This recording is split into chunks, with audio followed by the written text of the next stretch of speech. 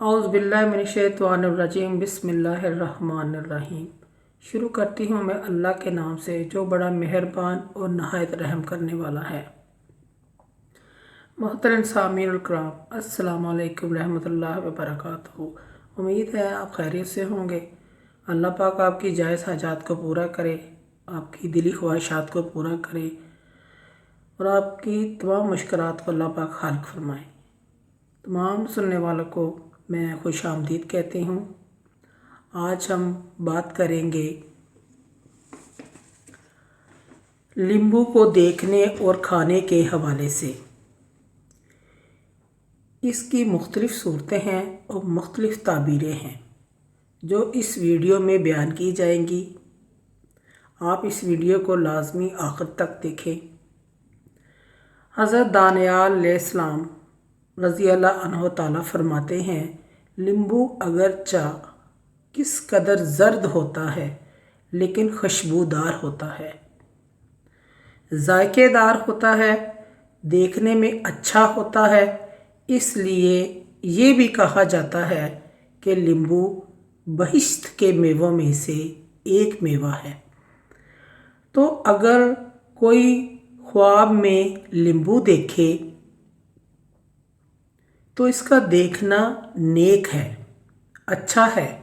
अगर कोई एक नींबू देखता है या 2 या 3 नींबू देखता है तो इसकी ताबीर बेटा है, और अगर बहुत ज़्यादा नींबू देखता है तो मालो हलाल पाने की दलील है। ख्वाब में सब्ज़ नींबू देखना और ज़र्द नींबू देखने से बेहतर है। हज़रत इब्राहीम अलैहिस्सलाम कुरबानी रज़ी अल्लाह ताला अन्हा फरमाते हैं, नींबू को ख्वाब में देखना लोगों के नज़दीक दौलत और ख़ूबसूरत मर्द है।